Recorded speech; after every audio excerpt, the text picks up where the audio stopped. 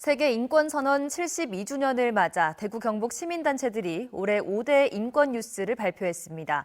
올해는 코로나19로 유독 사회적 약자들이 큰 고통을 받았는데요. 이와 관련한 뉴스들이 주목을 많이 받았습니다. 손은민 기자가 정리했습니다. 어제 폐렴으로 숨진 17살 고등학생은 최종 음성 판정을 받았습니다.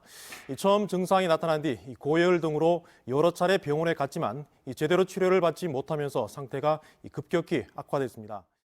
17살 정유엽 군이 숨진 건 대구 경북에서 확진 환자가 하루 수백 명씩 쏟아지던 때입니다. 코로나19 감염이 의심된다는 이유로 병원에서 진료를 거부당했고 끝내 숨졌습니다. 정 군이 숨지기 직전까지 받은 13번의 진단 검사 결과는 모두 음성이었습니다. 대구 경북 시도민 500여 명은 정유엽 군의 사망 사건을 올해 인권 뉴스 1위로 선정했습니다.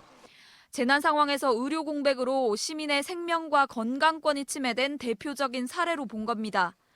비정규직 노동자의 80% 가까이가 코로나 사태로 고용 불안과 경제적 어려움을 겪었다는 뉴스, 사측의 폐업 결정으로 하루아침에 해고된 한국게이츠 대구 공장 근로자들 뉴스는 빈약한 사회적 안전망을 돌아보게 했습니다. 해외 자본으로 설립된 기업이 코로나19를 명분으로 해고, 구조조정, 폐업을 해도 정부와 정치권 모두 손을 쓰지 못하고 있습니다. 대구시가 1,000억 원대 재난기금을 쌓아놓고도 저소득층 생계 지원을 하지 않았다는 뉴스. 대구시의 인권 조례 개정안이 시의회에 상정조차 되지 못하고 무산된 뉴스도 5대 인권 뉴스 중 하나로 꼽혔습니다. 코로나19로 인해서 고통받는 사회적 약자나 소수자들의 목소리가 특히 큰 것 같습니다. 또 하나 우리가 또 주목해야 될 것이 대구시 혹은 경상북도가 인권 침해의 가해자로서 이렇게 드러나고 있다는 겁니다.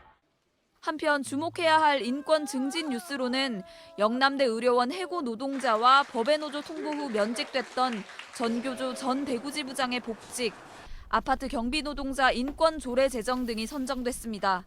MBC 뉴스 손은민입니다.